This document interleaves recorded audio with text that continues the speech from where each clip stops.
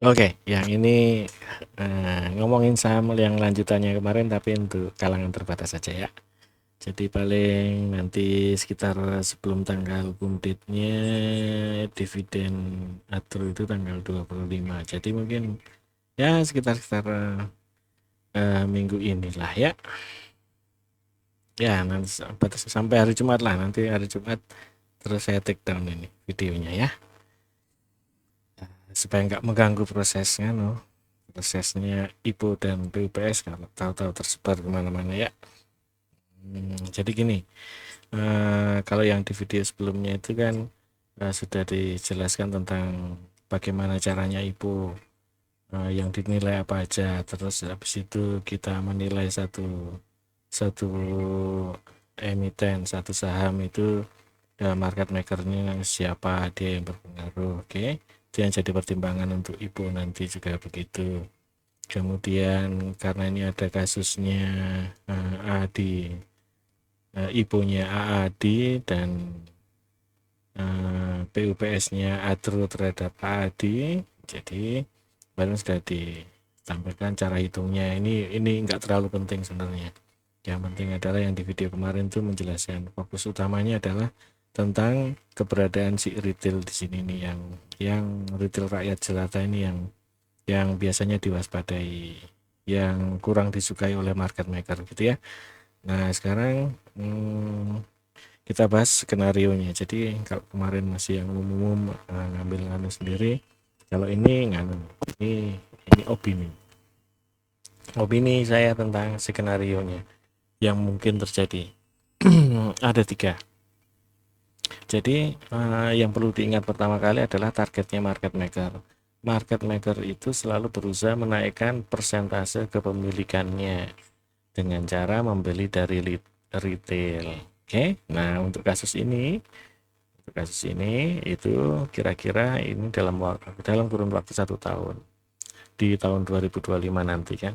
Oke, jadi selesai itu nanti kan Desember gitu, kemudian ada PUPS mulai masuk di Januari gitu ya, itu baru mulai akan diproses secara detailnya sampai di akhir tahun 2025. Moga-moga bisa lebih cepat sih itu, moga-moga lebih cepat, si market maker segera bisa punya kepemilikan yang cukup baik dengan retail yang relatif rendah ya.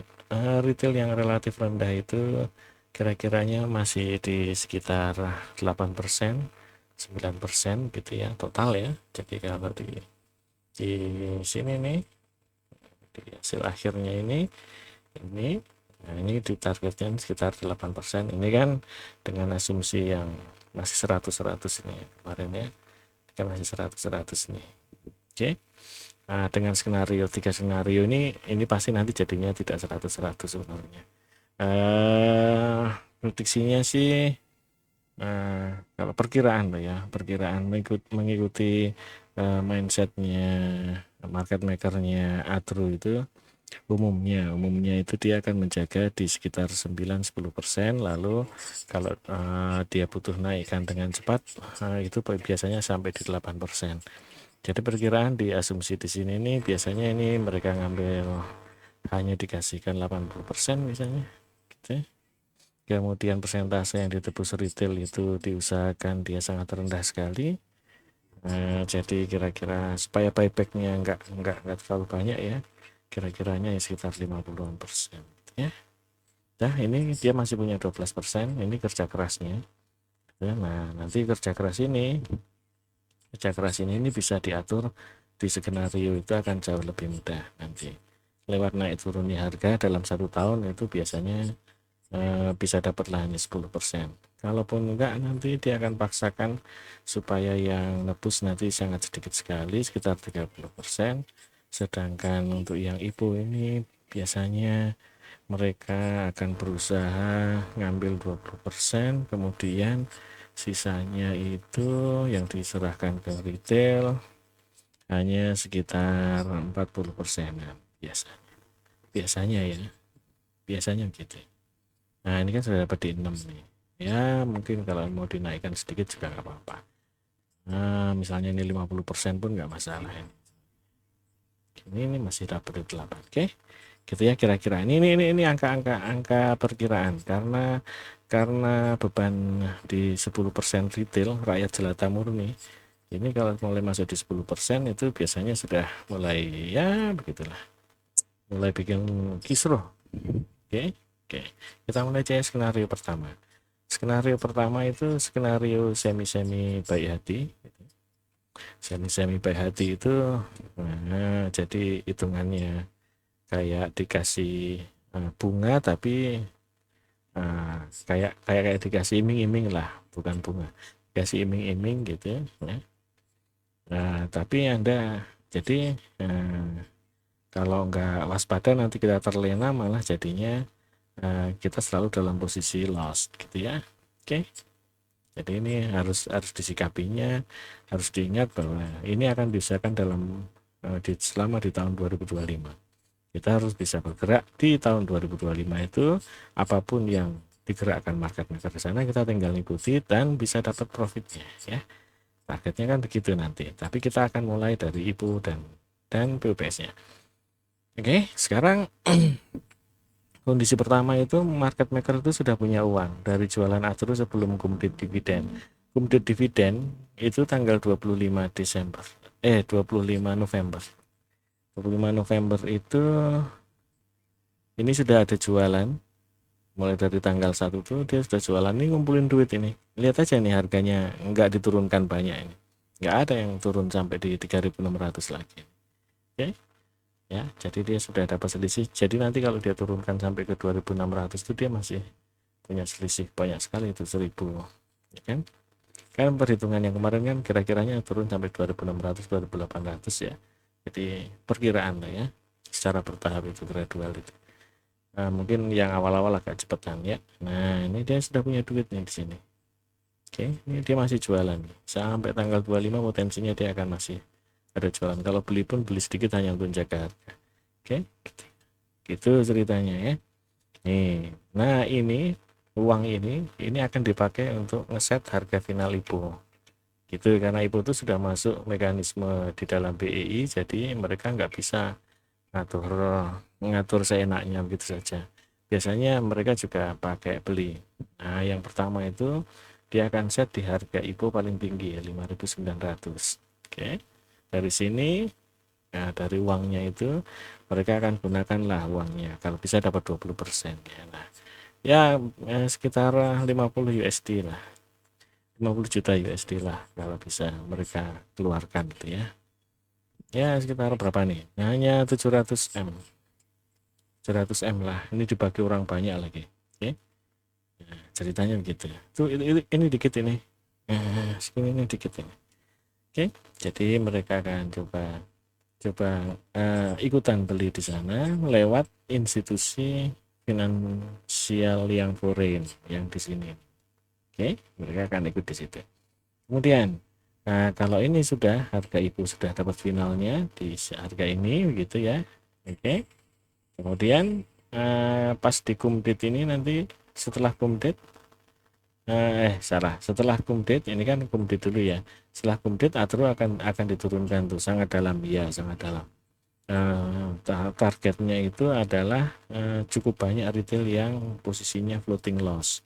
Jadi yang jelas kalau di sini nih semua retail yang beli di area sini nih ya kan, yang di area di 3.900 3.800 3.700 sampai 4.000 ini nih, ini semuanya targetnya dia dalam posisi loss karena dia dapat uangnya segitu kan.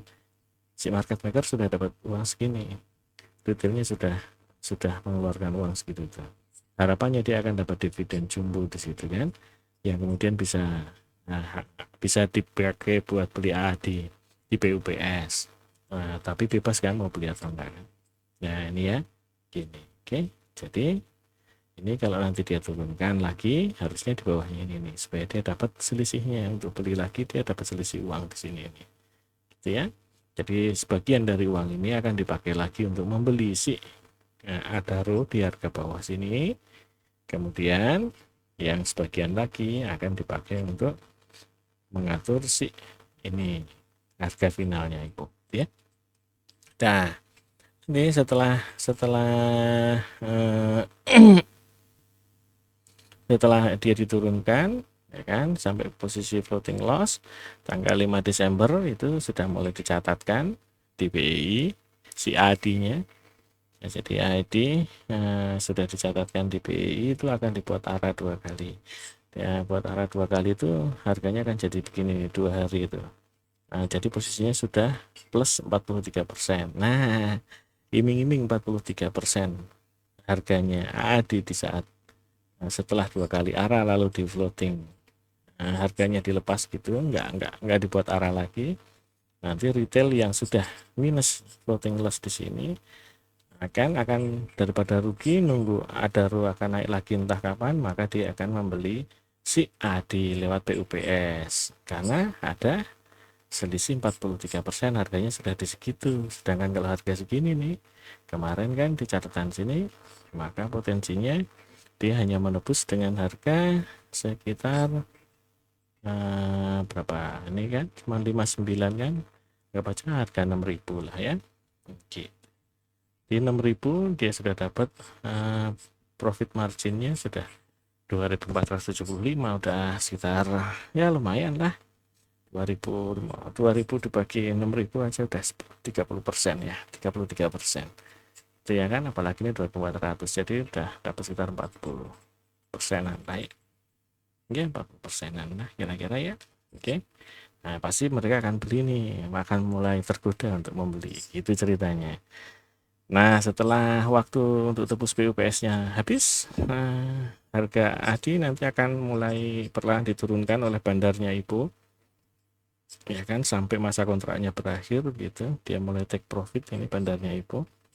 Nah, di sini retail juga akan mulai jualan tuh. Oke. Kalau retail jualan tidak ditampung oleh bandar Ibu, tapi ditampung oleh market makernya ADI. Itu ya, karena sudah selesai ini area tebusnya sudah selesai, jadi sudah di kan sisa dari yang tidak ditebus nanti akan jadi milik Adro ya gitu. Tapi ini asumsinya kalau yang skenario 1 adalah 100% semuanya nebus karena sudah dapat untung 43% atau lebih gitu ya. Oke, nah setelah semuanya selesai, masa kontraknya bandar Ibu selesai, ya kan, harga atur akan dikontrol dulu, dikontrol oleh si market maker sampai masanya saat dia sudah mulai bisa jualan, nanti baru diatur. Nah, jadi ini akan baru dia akan mulai naikkan. Jadi ini dia akan mulai ngontrol di sini pelan-pelan gitu, dia masih ngumpulin barangnya retail gitu ya. Jadi kira-kira pada posisi ini mestinya si saham AD itu retailnya mungkin hanya sekitar 9%, 8%-an lah. Moga-moga sampai ke 7% atau 6% ya. Gitu ya ceritanya ini. Harapannya. Kalaupun enggak pun paling enggak yang di retailnya bisa hanya sekitar 8%, yang di atas ini yang mungkin agak banyak nggak masalah nih, di korporasi atau institusi yang punyanya domestik nggak masalah. Oke, gitu ceritanya. Ini skenario 1 ini rada baik hati lah, cukup baik hati. Skenario kedua itu dengan uang market maker yang sudah ada, dia akan set harga final Ibu di bawahnya harga batas bawah PUPS, misalnya 5250, karena PUPS-nya kan dia kan di harga 55 nih ya, 55 atau 56 lah ya, 55 aja dianggapnya, 55 atau 54 gitu. Nah, dia akan ngeset di sekitar ini atau lebih di bawah lagi dikit lah, 51 juga boleh gitu ya. Kalau naik-naik pun juga 53, 53 sekian gitu mungkin ya. Nah, kita nggak tahu nih dia akan milih skenario mana. Nah, kalau pada kondisi begini dia sudah lumayan nih, sudah dapat 7,8 dari si Ipo. Nanti proses yang itu akan sama lagi seperti yang skenario 1 itu tadi gitu ya. Jadi si harga Adro akan diturunkan dalam floating loss, sedangkan AD-nya nanti dia buat arah gitu ya. AD, lalu harga AD setelah IPO gitu ya. Ini harga AD ini, harga AD. Oke, saya tambahkan ya gitu. Jadi saya upload ke sana. Nah, jadi ini yang kedua ini ya cukup lah, dia bermain aman di harga yang cukup bawah. Dia tidak berharap semuanya nebus gitu ya, karena sisanya akan tetap masuk di atru lagi ya kan. Sisa saham pasti akan masuk di atru, gitu saja gampangnya, selalu gitu. Jadi sisa sahamnya yang tidak ditebus itu akan masuk ke atru, gitu aja. Jadi kan nggak usah terlalu nggak usah terlalu khawatir. Ini saya tambahkan di sini deh keterangan. Ini sisa saham jadikan pemar. Oke, ini juga deh. Kalau misalnya kan diasumsikan saja bahwa tidak semua akan ya, walaupun ini potensinya kalau yang skenario satu sih semua akan nebus ya. Yang satu loh ya, gitu ya. Nah, nanti saya uploadkan misalnya. Oke. Saya kasih linknya skenario ini. Sekarang skenario ketiga. Skenario ketiga itu ya rata-rata oportunis. Skenario ketiga itu uangnya yang hasil jualan atro itu dipakai untuk ngeset harga final, dan di bawahnya ya kira-kiranya mungkin segini atau 4.900 gitu ya. Apalagi kalau dia ngesetnya di harga dekat ke bawah tuh 4.600, 4.700 atau malah 4.590 sekalian. Tuh bisa jadi tuh ya kan. Nah, kalau itu sangat rendah sekali yang ibu ini gitu ya, harga itu rendah sekali, maka nanti dia itu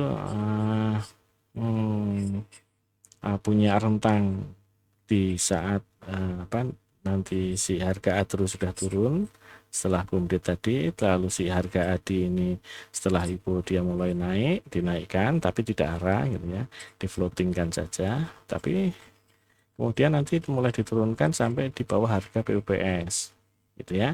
Harga PUPS ini perlahan-lahan nih, mulai dari 5975 sampai ke 5575 gitu ya.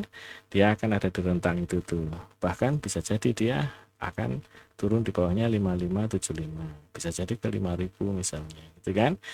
Atau lebih jauh lagi. Karena tadi dia di 4849 ya, dia berani ke 49 juga, atau malah sampai ke bawahnya harga IPO sudah di bulan-bulan ketiganya gitu ya, di bulan Februari gitu misalnya.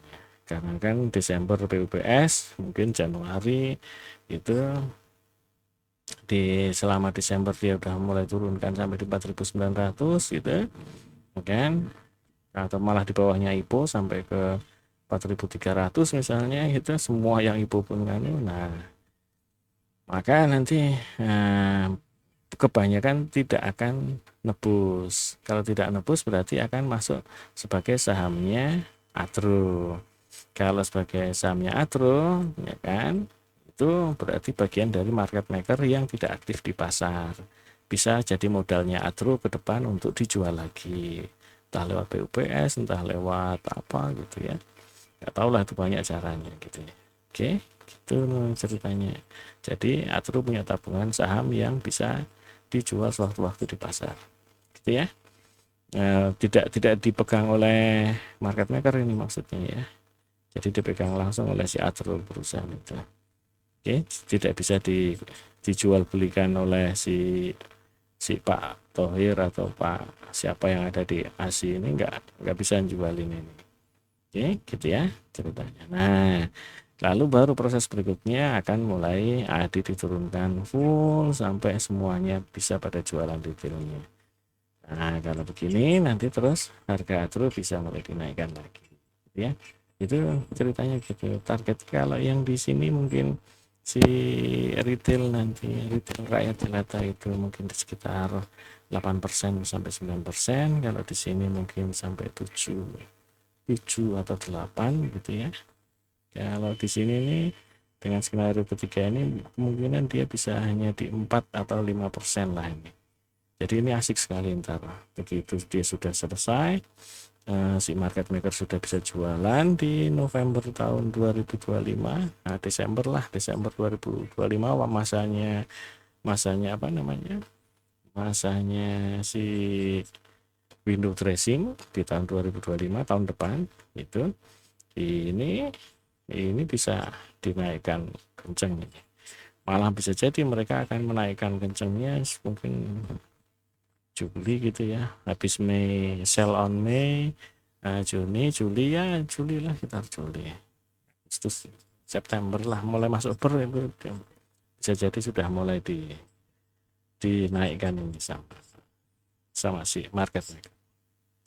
Itu ceritanya, okay? Ceritanya. Okay.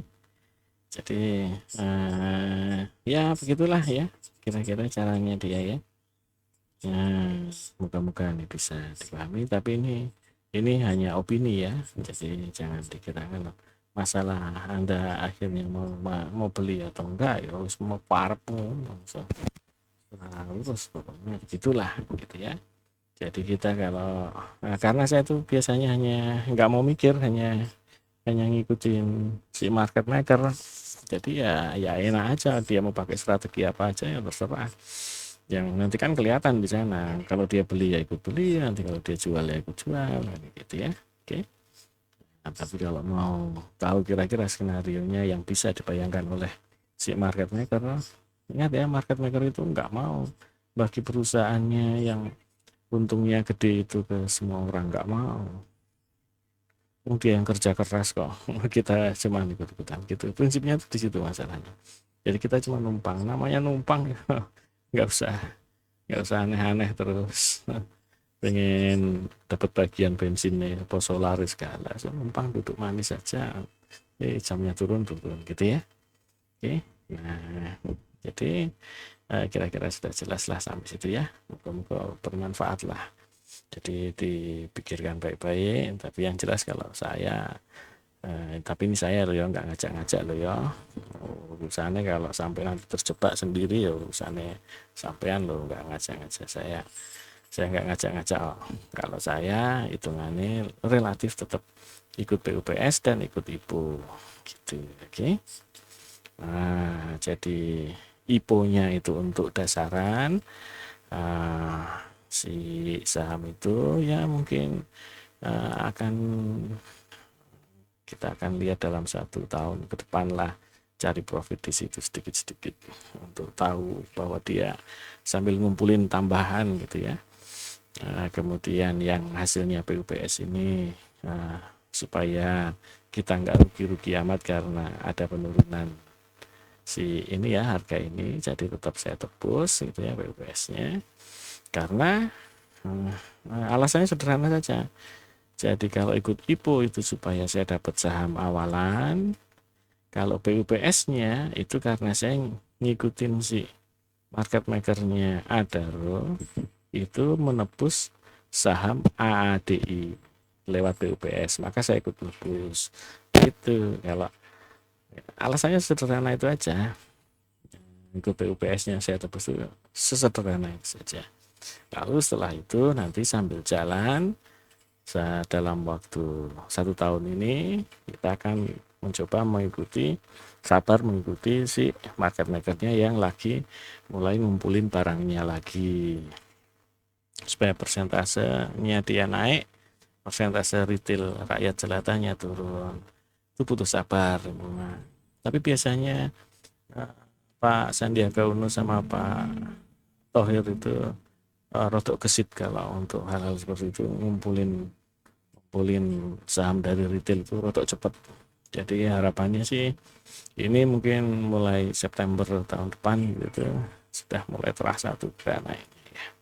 Gitulah ya, lumayan lah. Kalau dapat di harga 5.900 ya anggap aja di 6.000 lah. Saya dapat 6.000 sambil nambah-nambah, nanti sambil di jalan nambah-nambah. Ketika market maker beli saya ikut beli gitu kan, nambah-nambah sampai 6.000 6.200 gitu.